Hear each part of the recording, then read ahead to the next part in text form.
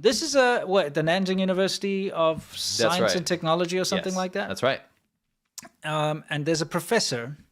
And you know when you do like a marathon, this is a marathon they're doing. People like to dress up as funny things. Yeah. You've seen that, right? I have. People dress up like a Smurf. Yeah, or like in a 5K. Usually in smaller things in a marathon, people dress up as silly stuff. Yeah, well, give me an example. What? Of Like a dinosaur costume or something. Okay, That kind of exactly. You just some stupid thing, you know, when you're trying to be like all edgy and cool. I don't know if it's edgy or... I feel like there's a certain kind of person that dresses up like that. Definitely not someone who's edgy. It's definitely the most basic There's a person who thinks they're edgy, okay? They're the cool one, you know? They got to be cool. It's like, I'm going to be quirky. Yeah. You know what I'm saying? Yeah. And they'll dress up as like, I don't know, like Lisa Simpson or something. What?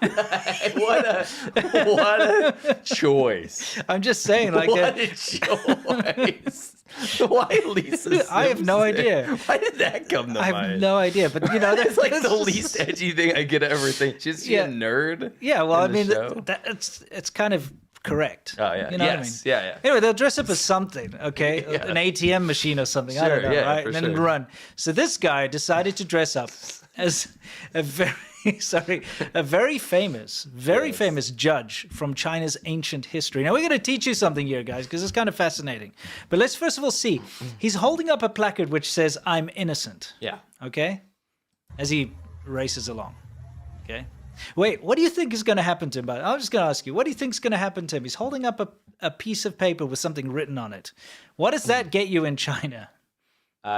Very hot, fresh cup of tea. Yes.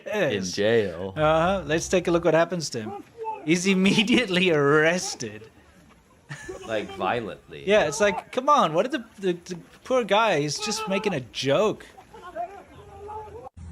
It's not even a political statement or anything like that.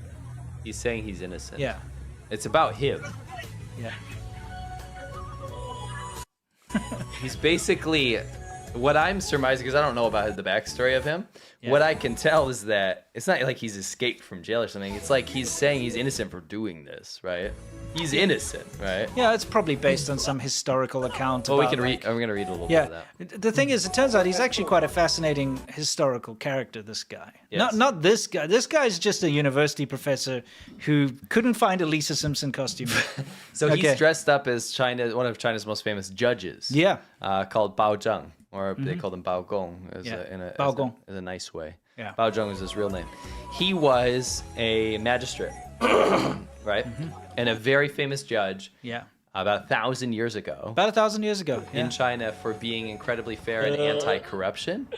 Well, now he's definitely being subjected to a bit of corruption over there. Yes. So if we look at this, this is Bao Gong, or Bao Zheng is his real name.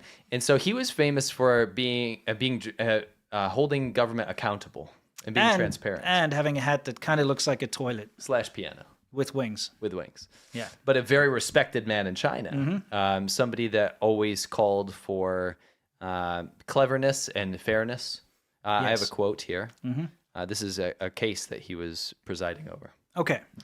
A man once reported that his ox's tongue had been sliced out. Bao, this guy, told him to return and slaughter the ox for sale. Soon, another man arrived in court and accused the first man of privately slaughtering a beast of burden, which at that time was an offense punishable by a year in jail. Bao said, "Why did you cut his ox's tongue and then accuse him?" In shock, the culprit had to confess. Ah, very good. That. So he tricked him into confession. Anyways, he's very well known as being a very just figure. Yeah, I do. Yeah. What? Like Just David? I just couldn't. Wait, one more time. Okay. So yeah, he has some famous quotes. So this is from 1,000 years ago. 1,000 years ago. This is when China was like a proper place, you know what I mean? With like rule of law and stuff. The essence of governing is to have a cleansed heart. Strategy of life is to follow upright ways. An elegant stem will eventually turn into a pillar. Refined steel cannot be bent into a hook. Right? These are all anti-corruption things. Right? Yes. Rats and sparrows overjoy when the granary is full.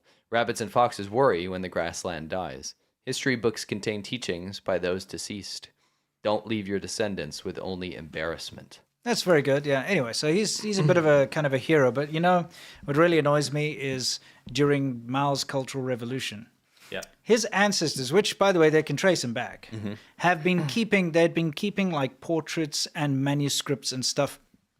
They've been keeping them in a temple and protecting them for like 1,000 years. Yeah. So you can imagine these beautiful manuscripts and portraits and everything from this guy. And you could have gone to this temple and seen them from 1,000 years ago, like because they've been looking after them. And it's just a family tradition passed down. During the Cultural Revolution, the Red Guard broke into the temple and burned everything and destroyed it. They destroyed the statue of him.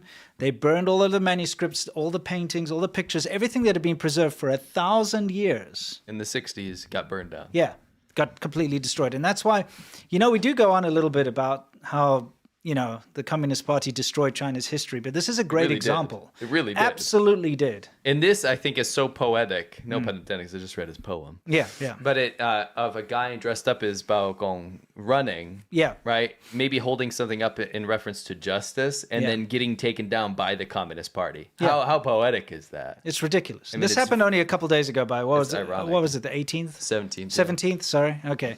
So, just so you know, this is modern day China. You can't even hold up a tongue-in-cheek No. piece An of paper. ox is tongue-in-cheek.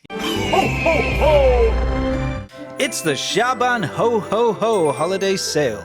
Xiaoban Ho is our Monday show where we get up to some serious shenanigans. It's a full episode every single Monday, and if you like the China show, you'll like this even more. For the holiday season, get locked in now to get a Shaban Ho subscription for half price. Wow, so good. You get 4 episodes every single month right after they finish airing live, as well as access to the entire 100-plus episode backlog of your favorite Monday show. Great.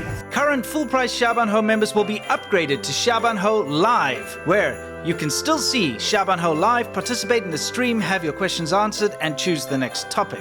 It's up to you what you want, but either way, it's the best time to get on board, and it's definitely what you want, I assure. This is definitely what you want, I assure.